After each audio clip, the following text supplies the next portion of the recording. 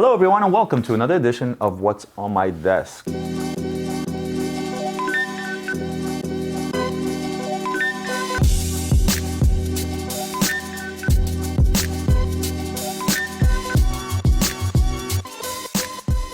today's episode is kind of like Who Wants to Be a Millionaire, but not. Today's episode is Who Wants a Tourbillon at a price they can actually afford.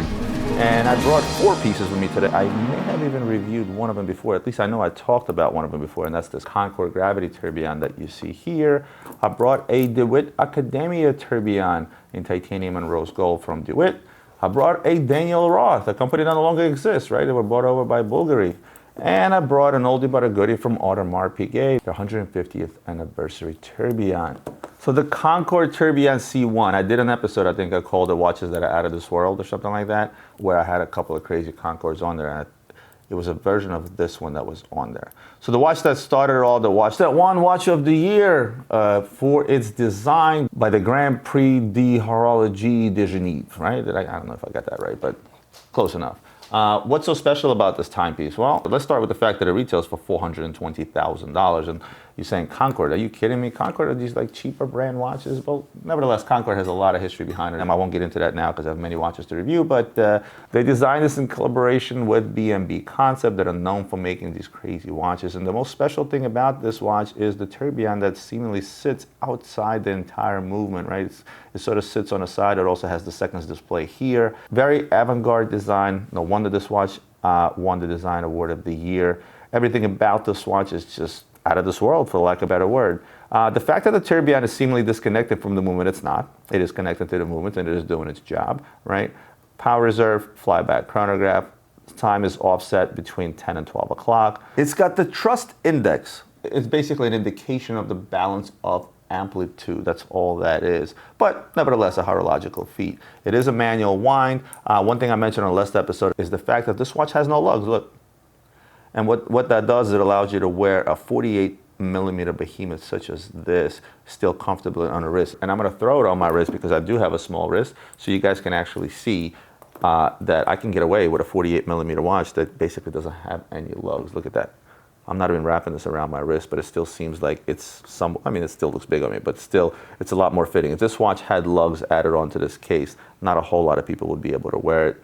Where in this particular case, it actually is pretty comfortable to wear without the lugs. It really hugs your wrist well. And for a behemoth this size, it's not bad.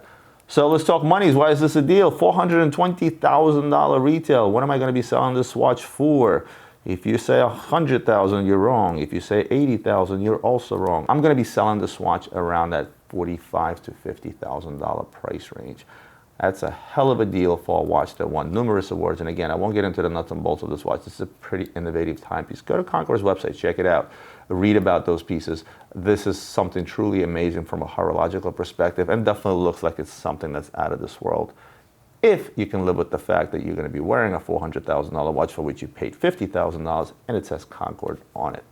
See where I'm going with this? Next, we're going to talk about Daniel Roth. A lot of people, when they see Daniel Roth and they think Daniel Roth, they think of it as a much older company, where in fact this company was very short-lived. They opened up in 1989 and they were bought over by the Bulgari Group in the year 2000. They got hot quick, they got paid, and they got out. It's so hot right now. Right now, if you go into Bulgari's website, you can actually see pieces that are Daniel Roth Bulgari, right? Because Bulgari bought them. They do carry a very specific shape. Those that know watches, if you look at this watch from far, just by looking at the shape of the case, it's sort of oval, but not oval is to know. It's not to know. I don't even know what to call the shape. But nevertheless, for those that know, watches, for the most part, will tell right off the bat that this particular watch is actually a Daniel Roth. Well, I just want to get this beautiful tourbillon going because it's a sight to see. And there you have it. Before I get into price, what can I say about this watch called the 8 Jour? Seemingly nothing all that special about it. Seems just like a tourbillon that shows time. Yes, it does get pretty fancy with the sectoral seconds indication. And all that is, if you notice, there are 3 second hands above the tourbillon cage. And as they turn, and they're all different lengths. So as they turn, you either read the lower scale, the middle scale, or the higher scale. Just a fancy way to display seconds, but nevertheless, a horological feat all on its own. But this watch does carry a surprise. Solid back case? Wrong. This watch is actually a convertible. Ready? There's a little hinge here that once you depress it, you can actually pop the watch open, which is not that easy to do when you have slippery hands. Ta-da, surprise, there's a whole nother watch back here that displays the date and it displays the power reserve, how many hours are left in the watch. You can see that right there. You can probably also hide some things back here, but nevertheless, a very, very cool watch. Let's talk money. $164,000 was the original retail back in the early to mid 90s for this watch, which was fairly reasonable because this is indeed a complicated watch. It's a unique watch. It's unique to Daniel Roth. It's unmistakably Daniel Roth. What are we going to be selling this watch for? Probably in the realm of that $30,000 to $35,000 price range. Again, a smoking deal for a tourbillon and a heck of a tourbillon, and definitely a conversation piece if you ask me.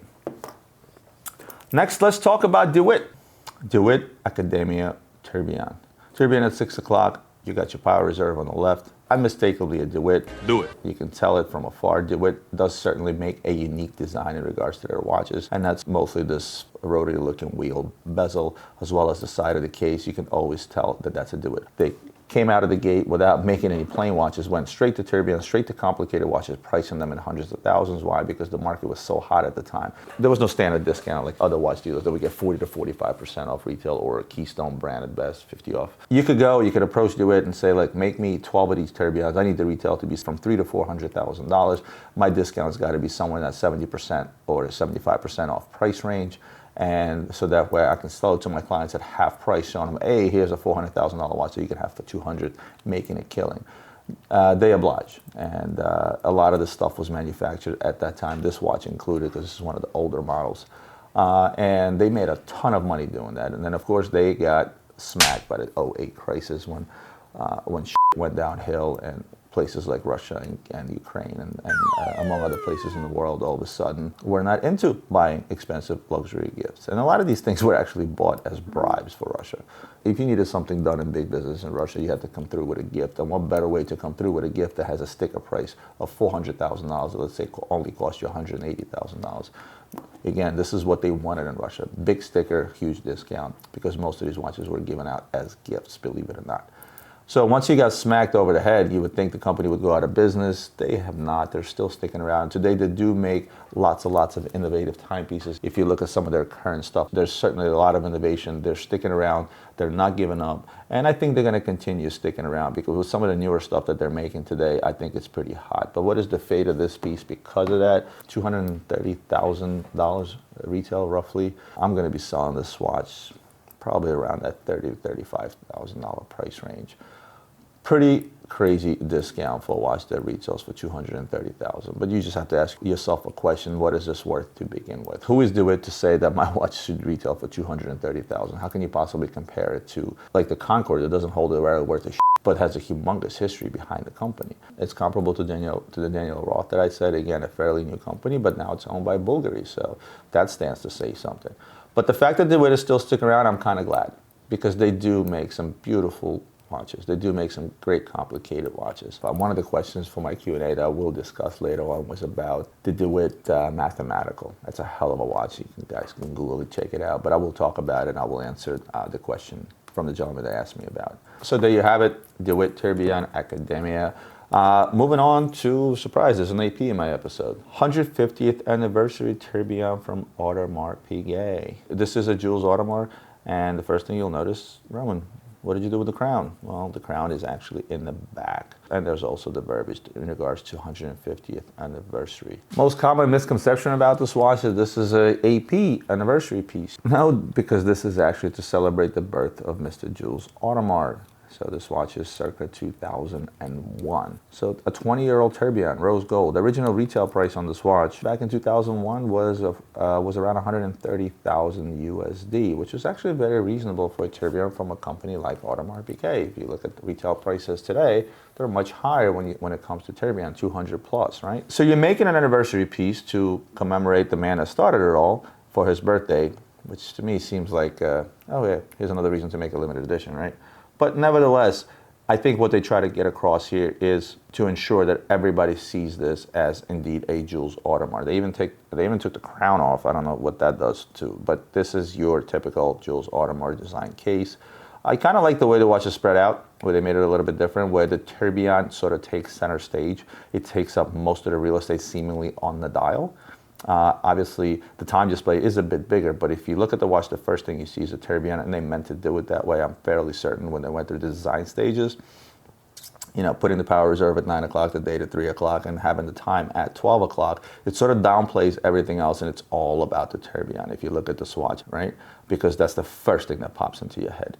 Not a bad case size, 38 millimeter. For the time, it was sort of in that stage where big bulky watches were starting to come in strong into the market, but nevertheless, this was still a fairly large size for the time. Today, obviously, most people would dub this watch small.